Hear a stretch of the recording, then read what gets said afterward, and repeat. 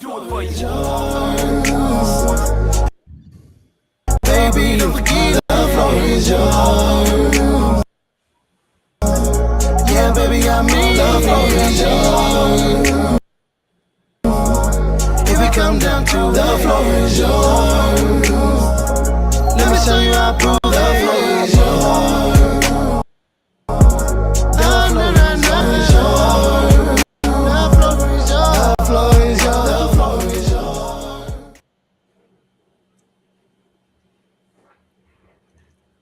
Good evening, ladies and gentlemen. Welcome back to another E&M podcast. We're live today with two guests we want to bring on. We got a series coming up.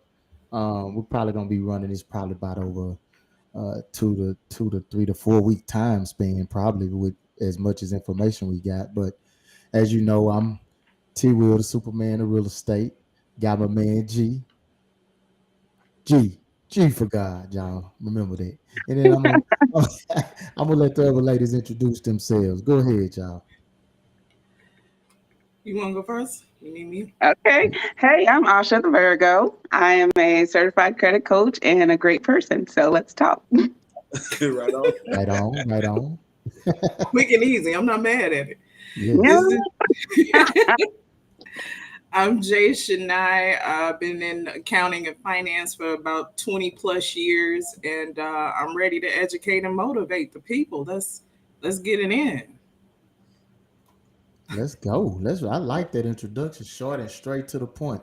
Hey guys, well, I want y'all to kind of get your pens and pads because it's going to be a lot of information that we provide tonight, and it's going to be some good stuff that you can use. But we're going to start this off by just kind of sharing like the how to just get started with raising your scores, getting your scores up to an 800 credit score, and a lot of people think it's hard to do, but it's really not because we talk about this. Me and G talk about this all the time. Just the little small things that you can do. Far as like we know that 35% accounts for a lot of your credit, far as your pay history. Those things right there, those simple things you can do. Taking one payment that you usually pay once a month, breaking it up in two, tricking the system to make it think it's two payments. So Yeah. that's just another method to increase your scores. But gee, we're gonna kick this thing off, and I first off, I want to ask one of the young ladies about. I know, Asha, you're like a credit coach, so I know you're very familiar with this. What Well, about? don't put me on the spot. What if I'm not? Well, yes, you are. I know you are. Well, tell me this. Give us some of the things like just starting off on credit that you recommend people do. So, number one thing I recommend people do for credit is pay your bill on time or early, right? That's the number one thing that you can do. I couldn't stress that enough. I find it super problematic, right? That the first thing that you do when you start college is get a credit card, but they never tell you, hey, if you miss a payment, you're going to ruin your credit at 18 years old, right? And that's the right word to use, Asha. You said you use ruin. Like it literally, one late payment can score, what, 40, 50 or more points? Easy. One late payment, Easy. easily. Yeah. Easily. So And pay your bill. I know when we were developing the show, we were talking in the beginning. So that's what T. Will, Superman, was talking about. In the beginning, some first things, even before the payments, is managing right? And will y'all agree that that's one even more important than even before you even get developing credit? So I think that maybe that's a good place to start. What do you think, Superman? Oh yeah, most definitely. Because if you don't have the discipline to manage your finances, credit don't mean nothing anyway. Right. Basically. Absolutely. Because, I mean, even when you talk about personal finance, you hear the term money mindset used a lot. And it's because it's so crucial to your financial status. Like, you can't assume that, oh, well, I make money, so everything else is going to be good because I have the money. But if you're not managing it right, you may as well not have the money. You know what I'm saying? It's like if you're in a situation and you have everything you need, right? All of your bills are paid. You got all your necessities. You got food, you got shelter, you got clean clothes, you got a car. That next dollar that hits your palm, what are you going to do with it? That's your money mindset. And that's where you have to start. So if you can paint I mean, if you want to answer it. Yeah. So I think it's before we go, because I know you talk about in that space, but like, what are you going to do with that next dollars when you're talking about the money mindset? And this is not to beat anybody up or control what people do. Superman say this all the time. He said he's going to live poor and die rich. So, and nobody wants to work just to pay bills. So where That's right.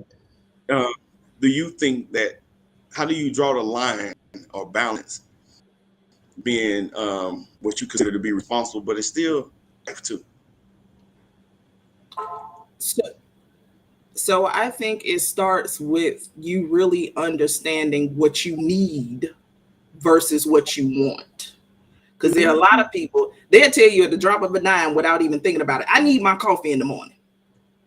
How much that coffee cost you? Right. You getting it every day? And over a week's period, over a month's period, you know, how much are you spending? I was talking to Asha last night.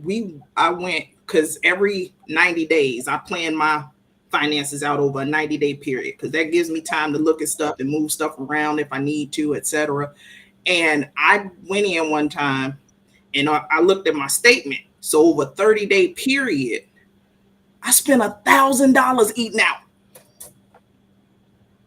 $1,000? Wow. $1,000 eating out. Easy. Hurt your feelings, didn't it? Oh my goodness. Oh my God. I had the same situation when I was going through this credit class. It had I'm gonna call it a vice calculator, right? Where you put in whatever it is your main habitual activity is. You put in how much it costs and how frequently you do it. And so I did eating out because I get really lazy sometimes. I got 5 kids. Man, I don't want to feed all these people. So, we eat out quite a bit. Yeah.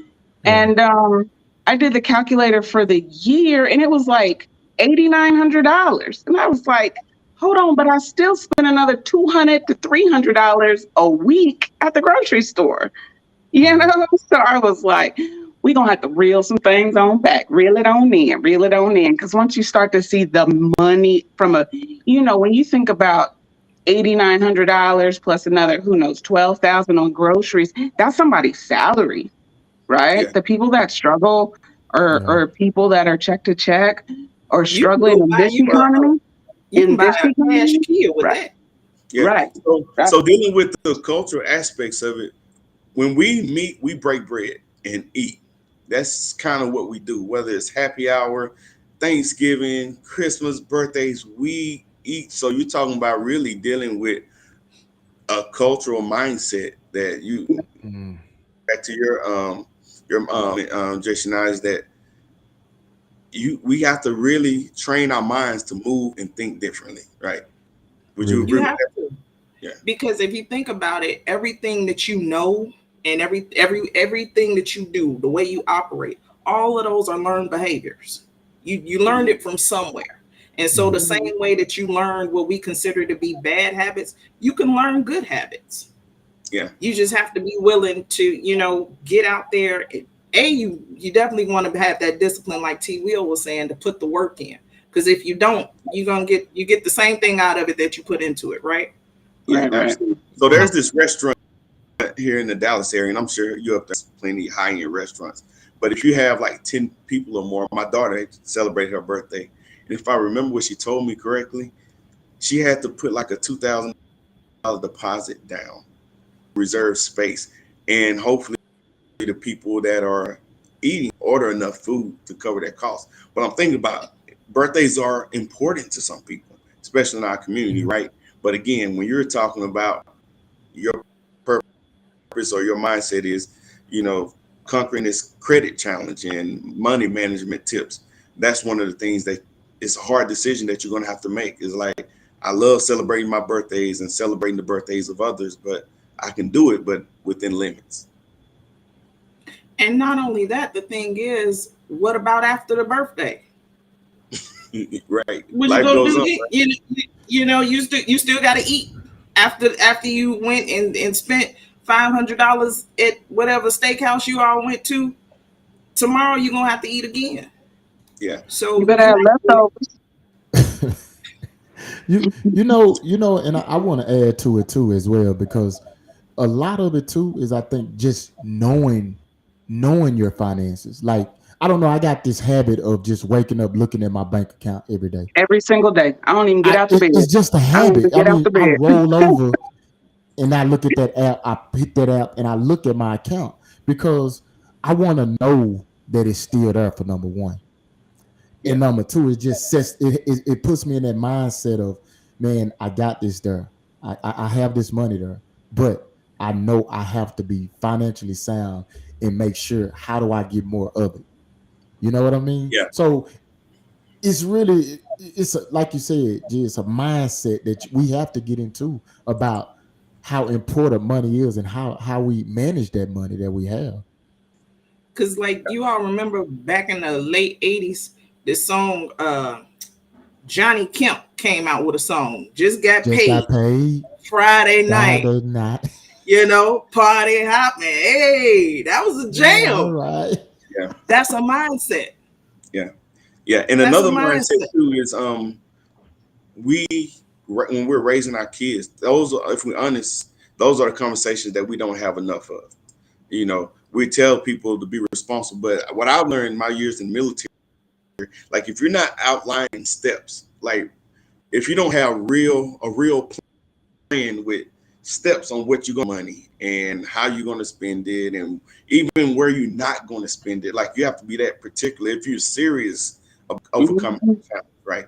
And I know that you had some other things I want to, before we run out of time, let you go to your next points that you want to make. Well, no, I'm going to piggyback on what you said. You have to have, I don't call it a budget, I call it a spending plan. Because when somebody tells me about budget, I'll be like, ugh, you trying to tell me I can't spend my money? I don't like how that feels. And, Right. and the thing of it is you have to have a spending plan. I mean, even if it's just something as simple, most people I know don't go to the grocery store without a budget.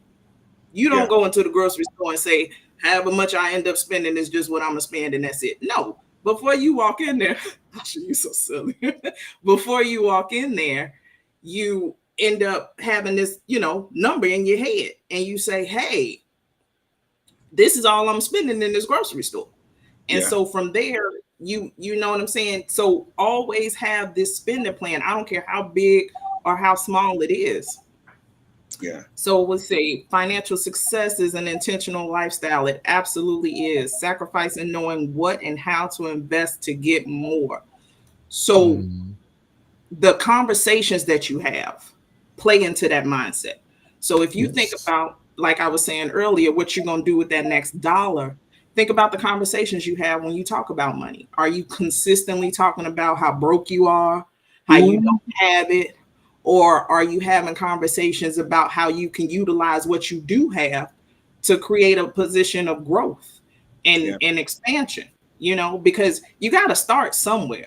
I don't know anybody that started at the top, but being able to have those conversations and being able to make those sacrifices and have that discipline where you can learn new things of how to better manage your money, it puts you in a much better position. It puts you in a much, much better position. Sure You know does. what, Gerard, to your point from before about raising children and teaching them money, a lot of times in our money management, a lot of times in our community, our parents, our grandparents didn't have money either. So they have not the knowledge to impart, right? So that's why stuff like this is very important, because there are so many things about credit that you just aren't taught. And then you don't find out until after it's ruined. And you're right, ruined is the best word. So and you know what that teaches is, I call it a strategy for struggle. Like Right. everybody has a strategy for struggle. When you, I mean, it's natural. You're built with it. Anything that you don't have, you find a way, you know, and that's the strategy for struggle. And like you were saying, that our parents and our grandparents, a lot of them had struggles. So they taught us those same struggles. But Mhm.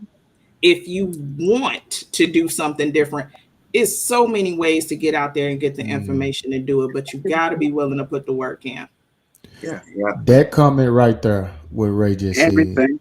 Everything. Let's go. Ray Brown says our people battle with becoming rich versus the pressure of looking rich. And I'll just start off by saying that absolutely, when you turn on the TV, you know, not just in our music, but you know, just your TV shows, reality TVs, it's really the pressure is on, even if you don't have it, to act like you have it, right? It's Yep. designer everything to a point to where even people that have it and don't spend it, they're ridiculed and chastised and called cheap, you Yeah. know, and as if that's a bad thing because you're responsible with your money. So who wants to touch this one first? Second after I just did it. Well, I Man, think Jeezy said it best. All this Fendi and Gucci is goofy. Like this, it's not necessary. It's just yeah. not. You know, and I'm not saying that you can't have nice things, but put those nice things in your spending plan so that you can afford them. Because being able to afford something means you can go and spend the money and you're not worried about it. If Yes. you worried about how much you're spending, you can't afford whatever it is you're spending on. Period. Yeah, True. yeah, yeah. And And I like to say, I like to just add to, like, if it's gonna affect your bank account to where you got to worry about it, you probably don't need to spend it. You know what I'm saying? Like, Absolutely. I like with me, with my, even with my clients, like I dig in, I get in their business and I tell them when we do a consultation, I'm not in your business, but I'm in your business. Reason why? Because I want to look at your whole financials before we even get to the lender. Because I don't need my lender wasting time on your file.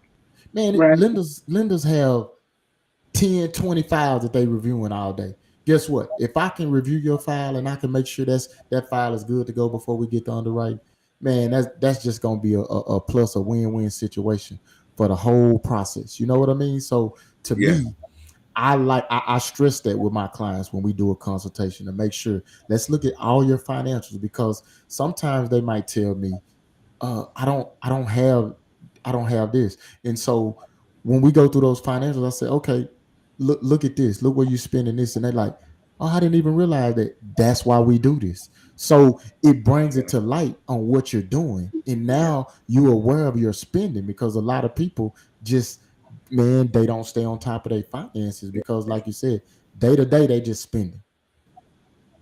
yeah. Another thing, T. Will, and you guys now really, but when you're going through those finances and combing through them and seeing where the money has been allocated, we waste a lot on fees, whether it's credit card fees, overdraft Yep. fees, Yep. late fees. Man, it's like that's a multi-billion-dollar industry, and if people can just part of managing your money is right better, help you save and avoid those fees. You know, there's everything is taxed. So we have Josh on, one of our finance guys. He talks a lot about the tax burden that we all have, and there's Mhm. ways that you can reduce your tax liability, right? And that's for Yep. another show. But starting a business and being able to have a lot of those write-offs and doing your spending through your business, one way to do it. So I mean, there are so many ways and considerations to take into account when you're trying to better your financial and credit situation, that if we try to, if you, me, I did it on my own for years. I did it wrong. I wasted a lot of time.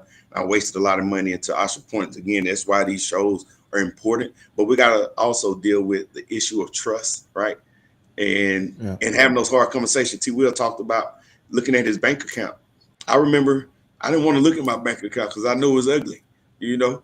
And you Yeah. also got to look at that credit report, man. You need to look at all that, understand where you are, and just having the courage and the discipline to say, like, it's time to do something different. And man, that's my soapbox. So I'll jump off that one. It, you're right, G. I mean, that's Yeah. another start. So in the beginning, I believe everybody should be monitoring their credit, right? Because if you don't know what's on your credit score, how you gonna know what your overall credit report looks like?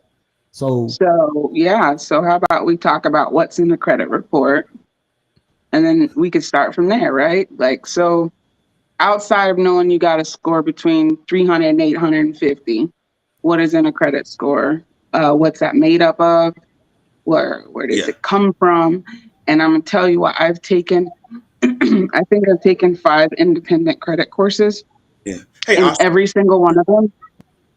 Hey, before we move to your segment, can we wrap Jay Shania's up and then segue in? I just want her, if she can, and go ahead real quick, wrap up, give us some do's that we need to do mindset. Super quick. If you can change your mind, you can change your life. It really is that simple. Okay. Go over the last 30 days, get on your phone. If you got the bank app on your phone, you don't even have to wait for the statement to come to the house. See what's going out, see what's coming in, get a pen and a pad and just write it down so you know what days this is due and what days that's due. And that way you can get a better financial picture overall, and you'll be able to move forward and start taking those steps of when you grab your credit report. Now you know which way you should be going. Man, get a plan and be this. Get a plan. And if you're in ship in the family, you got to get them to buy in it too. It don't make sense for you to sit there and be making all these sacrifices that someone is backdooring and on all the work that you put in. So that's the other piece that I would say, to make that your family and people in your closest proximity that they buy into. You know, especially family. Now, people that's on the side, you know, that's your. Outsiders don't get no favors. But I know I got friends that I know that's trying to work on. Yeah, I'm mindful about in places and stuff like that, you know, because I know that they're trying to, you know, budget, you know, for certain reasons. So, but that'd be a good way. Asha, we can go ahead and segue into what you was talking about, the stuff that's on the credit report. Right. So yeah, your credit. So, like I was saying, I've taken a lot of credit courses, and every single one of them refer to the credit formula as a black box, or an abyss, or a highly guarded trade secret. If I tell you I have to kill you type situation. Nobody really knows what the full equation is for how to calculate your score, but what they do share with you is aspects of your score and what those aspects are. And then what you can do is take that knowledge and then try to operate within that so that you can build your score, right? So the number one thing, T-Will said this immediately, the number one thing on your credit score is your payment history. That is 35% of your score. So if you miss a payment by a day, again, you can knock your score 30, 40 points. That could be the difference between an approval and a rejection notice in the mail, right? So that's absolutely important. I cannot stress it enough that if you have revolving credit, something that reports to your credit, a card, a credit card, an installment loan, make sure that those payments are made a priority for you, because that's how you're going to build the biggest aspect of your credit report. Now, I also say that, and I know T-Will's going to add to this too, but I'm also going to say that if your payment is due on the 10th, I guarantee you pay on the 10th by the 12th, or 11th or 12th, they're going to add interest to your, to your balance. So based off your statement amount. So if you pay prior to your statement amount, then your overall balance goes down and it's less interest. Just a little tricky trick there, right? Yeah, absolutely. Okay. And just for the audience, hey, we appreciate the questions. Y'all keep the questions coming in. We're going to get to them here in a moment. But I did want to make sure we finish Asha's segment, and then we'll start addressing the questions. Oh, cool. So the next biggest thing on your credit score is 30%, and that is your debt utilization. So let me explain what that means. That is what you owe, right? So if you think about this, when you're talking about building your credit, 35% and 30%, 65%, that's the third quarter of the game. you over halfway there. You see what I'm saying? So it's super important that these two things are your number one priority when building and maintaining credit is what you owe. So I like to call it a 30-30 rule. It's 30% of your score, and you need to keep your balances at 30% or below, right? So if you have $1,000 credit card every month, if you're not paying that $1,000 back, you need to only have a balance of $300 roll over from month to month. The credit bureaus will look at that and say, you are utilizing too much credit and you're in too much debt, and it'll start to lower your score. So those two things are the number one two things that you need to do to try to keep and maintain your credit. So the next thing, it kind of jumps pretty big. It goes in half, and now it's like 15%. So 15% of your credit score is your credit history. And that means how long have you had open credit? What's your longest account? What is it? Time period? The longest time period of your longest account. I said that all wrong, but you know what I mean. What's the oldest account you have? So if you've got a credit card account or an installment loan or some, probably a credit card if it's revolving, but a revolving credit card you started in college, keep it open, don't close it. Closing it will actually do more bad to your score than keeping it open, even if it's obnoxious and old and you have a low limit. Make a charge on that card every 3 months or so and pay it back. But keeping that account open really helps your credit. The next thing is 10% of your score. Oh no! I think device was that the genie? I'm here. Am I still here with you guys? We thought the credit genie done zap you. Right. Oh, she's giving away too much information. Too much. Yeah. Cool. I told you, if I tell you I'm at to kill you, they came after me. Go ahead and pick up where you left off because you was freestyling. Yeah. Right. Okay, so 10% is inquiries. So when you're a lender, you're saying, is she desperate? Like, how many times is she applying for things, right? So they want to know. I think it's desperate. Like, how desperate are you for credit, right? If you are in the market you really want to keep your inquiries down to like 3 a year, maybe 2.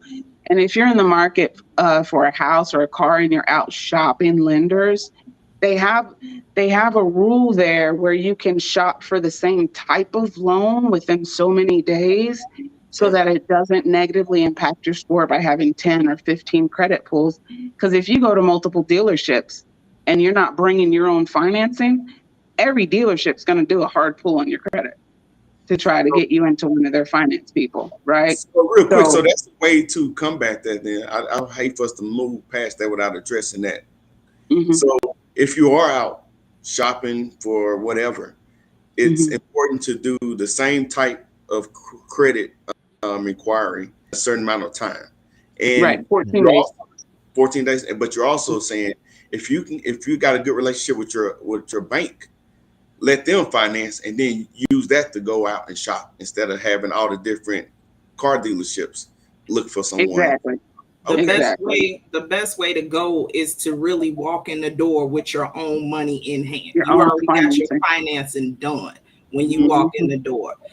Because regardless, even when you go to your bank, a lot of times they may have to kind of shop around a little bit to get you the best deal. But it beats you having to go out, like Asha was saying, and you end up going to these dealerships and they send it to like 40 lenders. If you walk in the door with your financing already intact, you're done. Because when I tell you it's super easy. I did it with the car I have right now. I got my financing and everything done. I found the car. I went to the dealership. They were talking. And I said, you can talk all you want. Here's my money. Give me the keys. And it took me about maybe an hour and I was out the door. I did the same thing, Jason. I did the same thing. Look at us. Great minds. Man, so I hope everybody take that tip and pointer and use it because it not only saves time, but it saves your credit from getting hit so many times too. Because those inquiries, how how much can they affect your score negatively? A lot. Really? Again, the black box of information, but it could affect your score 20, 30 points for real. Wow. So it's And only that's 10%. It's only 10% of the equation, right? Or the formula, but 10% can take you from A to a B if you walk, you know what I mean? Yeah. yeah. So it's still impactful. And I'm gonna tell you about the last 10%, because this last 10%, um, it's not intuitive. It's one of those things that they throw in there and you think, what the hell? But it's your credit mix. So 10% of the formula for your credit score is your credit mix, which means what kind of credit do you have out there? Do you have revolving? Do you have installment loans? Do you have student loans? Do you have mortgage loans? They want to know. And I'm gonna tell y'all some personal shit. I mean, some personal stuff. I I got denied for credit for something, and it told me the reason was because I'm 40 years old and I don't have a mortgage. I never wanted to buy before. So I never thought about it. But when I got my rejection letter, it straight up said because my credit mix. So that's something, again, that you don't think about, but it's actually quite impactful. 10% of your score. So Yeah. So even that's when your credit, though, you're saying that each lender or financial company, they have their own rules that they can say in addition to what's mhm, the industry standard. We can mhm, add this requirement to, mhm, and it's legal. mhm, Yeah, mhm, because if you think about it, if you've ever gone and applied for like a credit card, like say you pulled your credit, you know everything that's on it, you got your score, etc., and then you went and you apply for this card, and they normally they'll tell you what your score is when they pulled your credit, and that number can be completely different from the number you had, and then you'll go and like apply for an auto loan. The credit score they have is a different number. Your credit is still the same, but these numbers are completely different because of what type of credit you're getting. And they don't tend to tell you, like Asha was saying, it's like one of those things where it's just like this, black hole of information. It's like, mhm. where are you And there's pulling also these multiple numbers scores. from? There's a Mm-hmm. FICO score, there's a Vantage score. Lenders have a different score, to Mm. Jason and I's point. So um, it's a Mm. hot mess. All you can do is try to maneuver through credit as much as you can figure out, right? If you know these top 5 things that are in your score that make up, if you can say, what I can control, right? I can't control I can't control that they won't give me credit because I don't have a mortgage until I get a mortgage, right? But I can control my payment history. I can control my inquiries. I can Hmm. control my debt utilization, how much I owe. I can control those things. You know what I mean? I can And I all of can that control puts you not in a better closing any position. more cards. I mean, that's 90% of the game right there. Yeah. So Yeah, so that's kind of like credit 101. Credit Yeah, 101 for yeah. you. yeah. So it's been a lot of good information, and we'll recap a lot of this off. But I want us to take a moment to hit some of these questions and make sure that we're addressing these. So here's one from one of my childhood friends. He says, "Get him, Junior." Break. My boy, man. I appreciate you tuning in, Get Junior. them, Junior. Business You better credit, get them. credit. T. Will, can you take this one? Oh yeah, most definitely, man. Man, I'm gonna tell you, man. Business credit is I'm still learning business credit. I feel like personal, I got down. I'm not, I know it very well. I know what to do to get your numbers up. I know what not to do. Business credit is a different beast. I've been dealing with that. I started about 2 years ago with business credit. I was able to get my business credit score, and they got different. Like they got a paydex, some call a paydex score when you're dealing with business. They got Experian business credit. Um, I What went does through a that go up site to, like 90 or 100 go or up to something like 100, that? That's zero to 100, zero to 100 real quick. okay. So you with that, it's called a paydex score. What that does is, and it also depends on what I'm finding out several things, the industry that you're in, your business. If it's a high risk industry and stuff like that, like investing, any type of investing, high risk.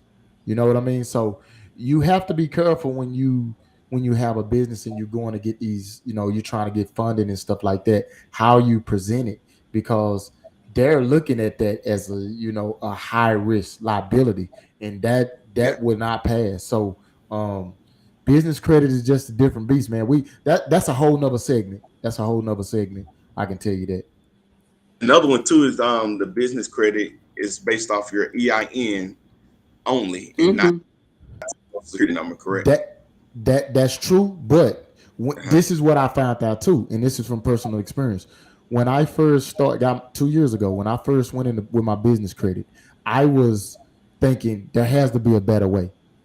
So I was doing everything that other people didn't think of doing or hadn't been done before.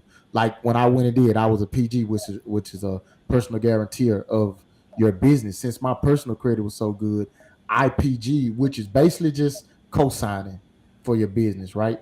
So that's how I was able to scale my business faster because IPG, which it can kind of hurt you because now they have your social security tied to that business.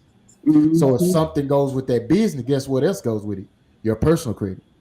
Mm, So you really don't want to go that route unless you have to. I did it because I was trying new things. I didn't know about business credit. I was new to it. And I didn't want to do what everybody was saying doing, like go get these net 30, net 60 accounts, and build your to me that was a slow process and I didn't want to go through it. But that okay. was just a personal experience of mine. So Nikki has another question. She said, "Can you also recommend some of the best sites for credit monitoring?" Who wants to take that one? So there's a lot of them. My personal favorite, it charges $20, but I like it. It's called Privacy Guard.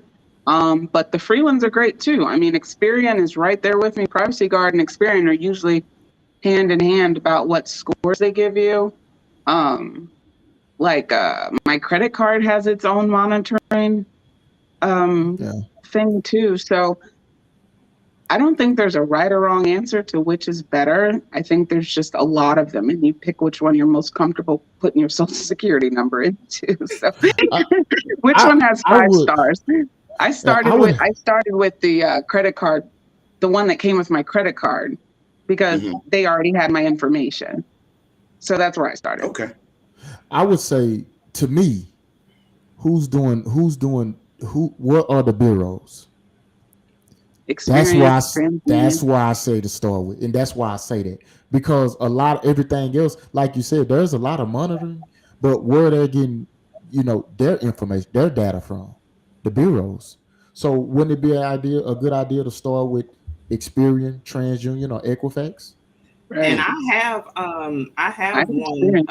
I have both actually. Like Virgo was saying, where the credit cards, because they a lot of credit card companies just do that automatically now. They send Right. you your credit score is on your bill every month, so you Yep. can see where you are. But Experian, I mean, honey, let somebody put my email address in on a website that they don't recognize. They are blowing me up like, Up. hey, hey, hey. Now, Yes. this ping just came up. We need to know if this is you. So I would definitely agree with T. Will. There are a lot of them out there, but they all get their information from the bureaus. So I would say sign up for them because they're free. Yeah. Experian.com, it doesn't cost you a thing for them Yeah. to Yep. send you those alerts and notifications to let you know what's going on with your credit.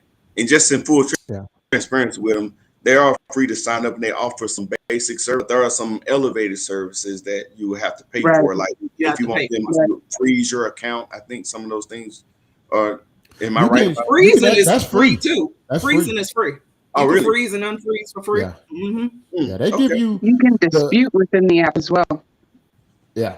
Oh, Yeah. It's so they give you everything the Yeah. foundation of accounts. It's just like if you want to monitor like all three bureaus, I know an Experian, that's like 21.95 a month. Because I got Experian, I got Credit IQ, I got TransUnion, I got Equifax. So you'll never have enough when you're trying to monitor yourself.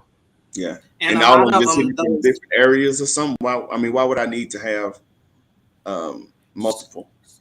So here's the Well, deal. go Oh, go ahead. ahead. Go Go ahead ahead, with T. that. Will. No. Just go ahead with that one. I was gonna say, if you look at all three of them, all of your scores are different.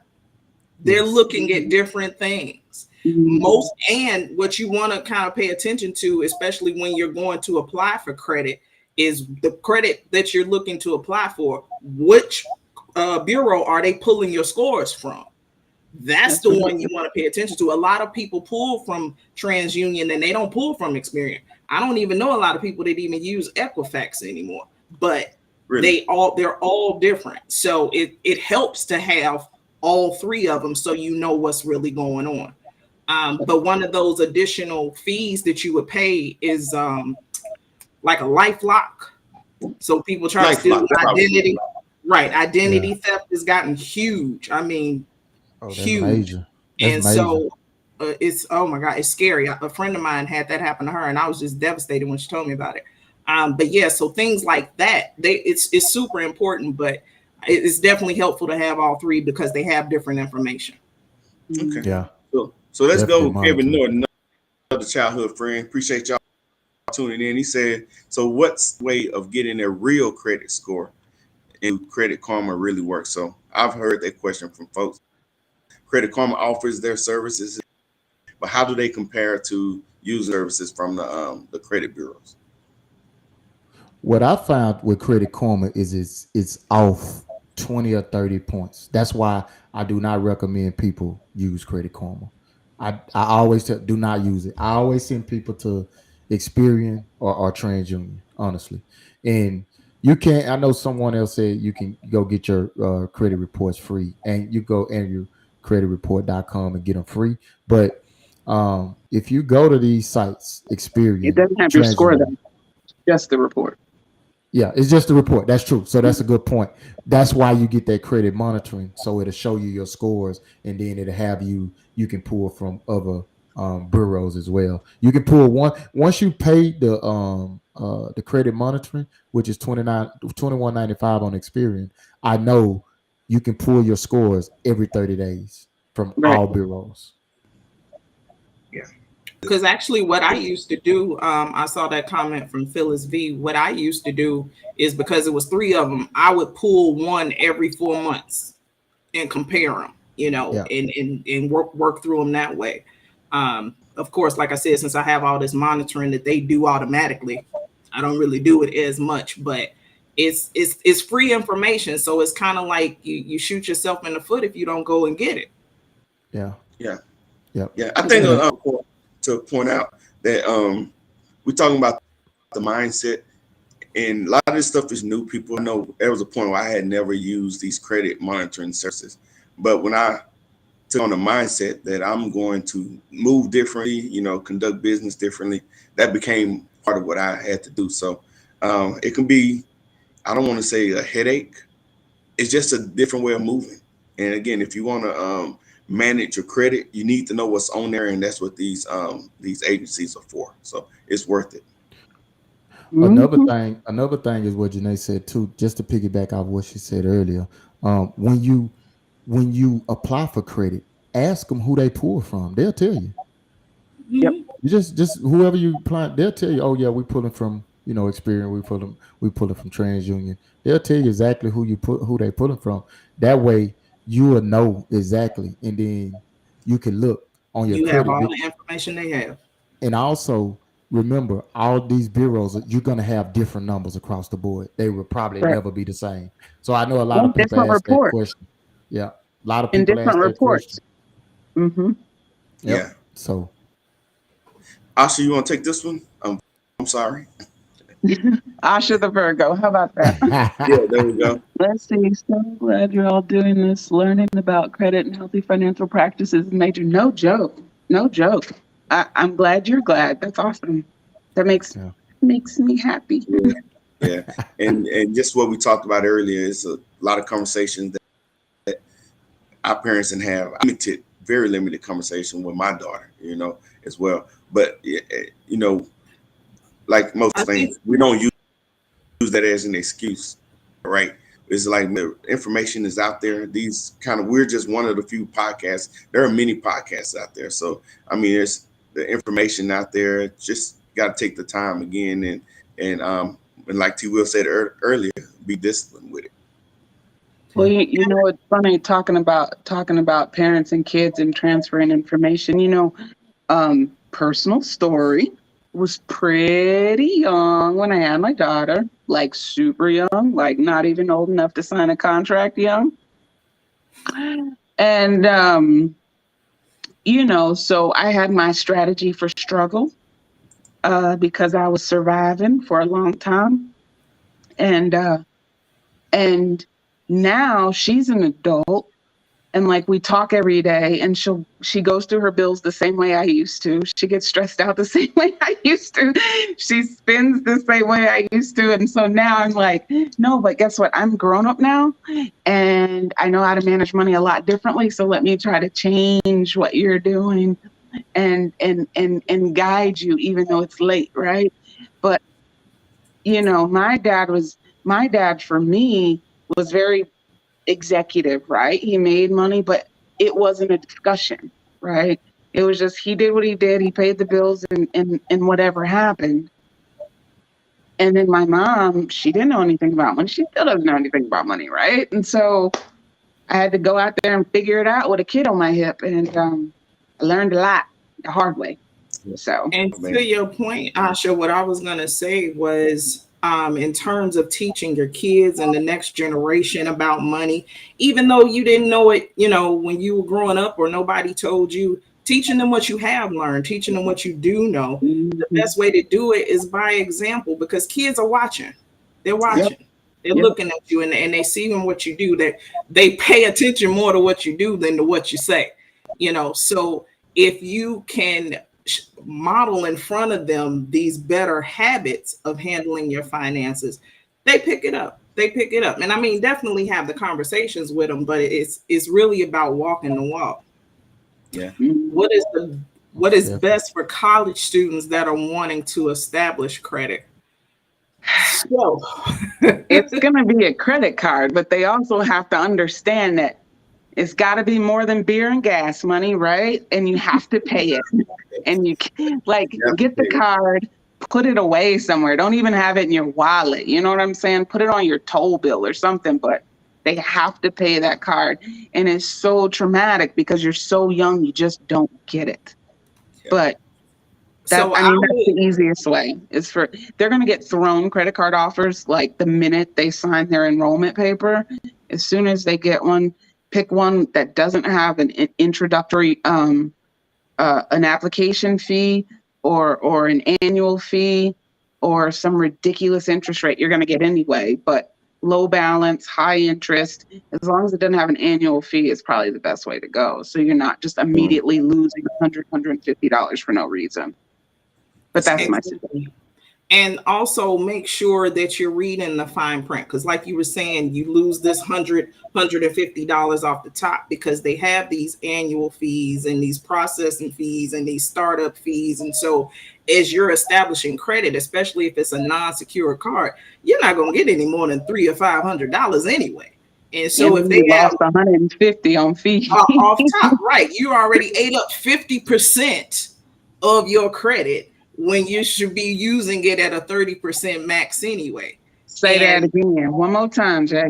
So if you're using it up already and you don't know, then all you're going to do is give them this minimum of $15 that they're asking for on that due date. So parents, tell your kids, hey, if you are going to get this credit card, this is how you want to do it. If they do take that $150 off the top, you get them back $75.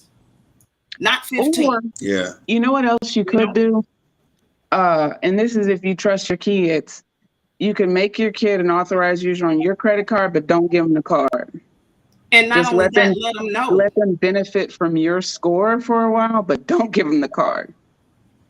Man, that's and I teach that. I teach that very method to people. I want to get to this one that Miss Chris had asked. That she commented. She said, I added my daughter to my credit cards when she was about 13. Hallelujah. Now I helped her get her own card, but I also helped her monitor it. See, this is the type of stuff that we should be doing. This is the type of stuff we wasn't told. You know what? Much respect to you, Miss Chris, for doing that, because you have just shown your daughter how that's part of financing right there. And now she's understanding credit before she can even be able to legally use it. Yeah. That's what I've done for all my kids. Like when they was like 13, 14, Yeah. we added them to our cars as AUs, because by the time they got Yeah. 18, once they out the house and doing their own thing, now they understanding how credit works, how to manage it, and their scores are up. So now they can, to go back to who was that said about what's the best. Phyllis asked the best for college students they're wanting to establish credit. I do say get that credit card, but understand something. There's responsibility that comes with credit, any type of credit. Get the credit card, use it wisely, pay your bills every month, because what that's going to do while you're in college, that's going to pay for like your food, gas. But it's just like, picture it as you having your own, like you having your debit card, right? But it's a credit card. If that's Yeah. your money you're taking out, you're gonna want you to manage that money, right? So just be responsible and manage that credit card, because that's what's gonna catapult you to the next level in about a couple of years, when you finally get out of college and get that nice paying job where you can pay your bills and stuff, Yeah. more than to increase your scores. That's gonna help you do so. So it's just being responsible with this credit. Yeah. And also, I just want to point out, like, having these conversations, it's not only helping you financially, builds a relationship up between the parent and the child. It strengthens Man, it, most it builds definitely. trust, and it just, I think it just overall helps them just in other areas too. So Yeah. it's a good thing to have. So T, I know we're getting close to time, man. I'll let you take us to our parting thoughts, and then we'll wrap this thing up. Man, it's been a lot of information, and we'll be back in the coming weeks to we're gonna talk about this thing, because this is our where it starts, by communication, right? By Yeah. talking about it. A lot of people don't like to touch, because these are touchy subjects. We don't like to admit, where we have issues at. And credit is a real big issue. I'm telling Yeah. you, I see it across the board. So we're gonna be coming back week after week, and we're gonna be touching on this, and a lot of this is just regurgitating, just going over and over, just to get familiarized with it. Because once you become familiar with it, man, that's gonna become a lifestyle for you.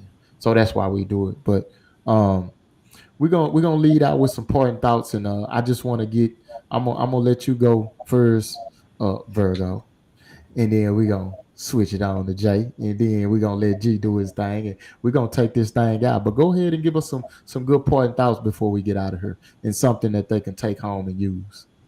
Okay, so let's talk about responsible money management. I would say this: if you're starting to build a spending plan, budget, you're growing up and decide you want to handle your money differently.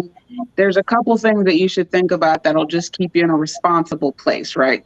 So your rent or your mortgage, it shouldn't be more than 30% of your gross income. It's a safe number. Keep that around 30%, right? Your car payment shouldn't be more than 10 or 15% of your net income. And we could talk about what gross and net are, I guess next time. That would be really good. But Yeah. just some things to think about. Your car and your house should not be 50% of your income, right? It should Yeah. be 40 at max. So Yeah. take that. Oh, really? Um, Thank you for that nugget. Go ahead, Jay. Sorry about That's that. good. I just wanted to give her a props no, for that. you Was it not a good enough closing thought? Did you want me to talk about something else? no, you're No, that perfectly was fine. That good. was fantastic information. It was fantastic information. Absolutely. I am just gonna close out by saying, allow yourself room to grow. It's a process. The same way you didn't get in debt overnight, you're not going to get out of it overnight. You So can don't, get in debt overnight, Jay. you know what I'm saying. Yeah, you can get debt overnight. The I'm putting that point lottery.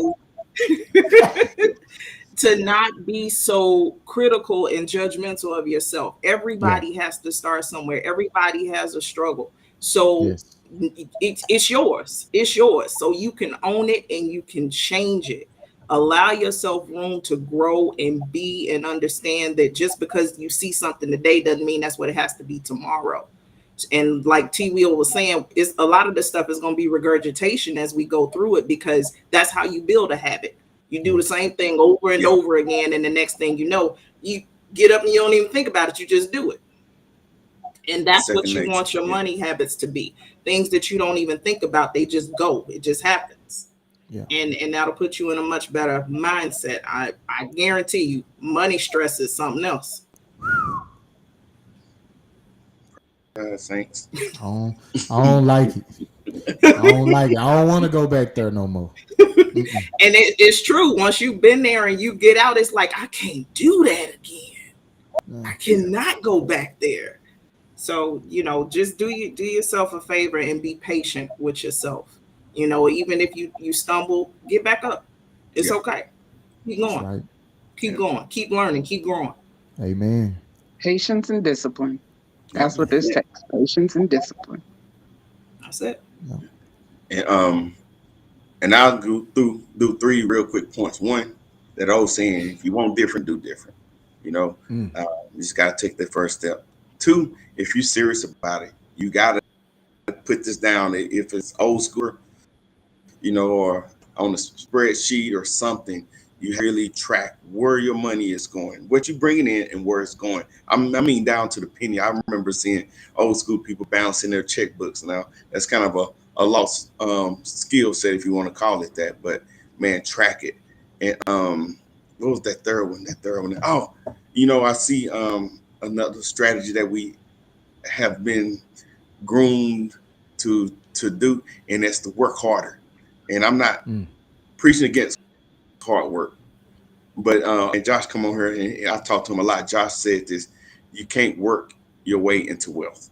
It's really a Mm. mindset, and what I've learned that a lot of us have enough already. Is what we're doing or what we're not doing with it. And so I would just encourage people to, man, just be willing to have the hard conversation. There's a lot of self-help stuff out there, but there are some experts that really care. There are some nonprofit organizations. There's Superman, T. Will, Jason, and Ver, who are pretty good at the craft. Reach out to people that know and be willing to accept the critique, and don't take it. I would say Don't don't take take it it personally. personal. Taking it. It's you, and it's you have to do different if you want different, and it really becomes a lifestyle change once you start to better yourself in the financial sector or part of your life. You'll see it. You live in healthy food and choices, friendships, spiritual health, all those other things. So I really see that it expounds and grows in other areas of your life too. So those are my points. Man, I could take all of y'all that big old pot of gumbo y'all just made up. I can throw all that in one. In that's my point and thoughts really. You know what I'm saying? Because it's all that, and that's what it takes. It really takes to be serious about your own situation. So I would just say make sure you understand where your finances are, and then build off of that, and then take care of your credit. um Man, we want to thank everyone for tuning in tonight. I mean, we really appreciate y'all time, because we know y'all, there's a whole lot of things y'all could have been doing, but y'all tune Hmm. in to us, and that's why we really respect y'all tuning in and listening, because that's why we're here to give valuable information. um don't forget to share, subscribe, and like. We're on Facebook, YouTube, TikTok, and also we got we this platform. I like to say this platform my man G created. This is not just a platform for um, educate and motivate. We got several different shows that comes on throughout the week. So y'all make sure y'all tune in and support the shows, man. I mean, we can't do this without y'all. So we just asking y'all to make sure y'all tune in and check us out. Man, all the shows, not just one show. It takes a village. It still takes a village from the cradle to the grave. Amazing part. Man, appreciate that, D. We appreciate that. Oh, he part of the podcast too. So, but Yeah. he just telling you like it is. So man, we appreciate that. Appreciate the love. Y'all keep supporting us. And if y'all need any credit information, anybody on this panel, man, reach out to any one of us, because that's what we're here for. Don't be Don't ashamed be of your scared. situation. Yeah, Don't be don't scared. uh-uh. Closed mouths don't get fed. Amen. And I'm gonna end it like that. Period. With the Point T blank. on the end. Yep. And we're gonna see. Well, tell me this before we get out of here, ladies and gentlemen. Are we gonna be back next week to share some more good information? Why not? What y'all schedule look like? All I'm right. free. I don't see why not. Okay. Y'all heard it. Put y'all Yeah. on the spot right there. Hey, and also, man, if y'all know people that'll be valuable in providing information in this arena, have them reach out to us, man. We'd love to have you Yeah. on as a guest. That's what makes this thing fun, man. It's not just in here listening to one or two people. Get people on here and let them interact, and if nothing else, it builds community, and that's what we're about. So appreciate you. Really. Heck yeah. Really. Thank you Man. for letting me be on your show. This was so much fun. No, that's exactly what I was about to say. Like this is really cool. I feel like this is a good space. I love it. I Man. thank you guys for inviting me. Man. Thank y'all for providing that valuable information because y'all don't know how many people y'all helped tonight. Hey, We're gonna help some more people next week. Let's get it. Let's get it. let's Appreciate get it. y'all for tuning in. We'll see y'all next week, same time, Facebook Live. Bye. Take us out, G.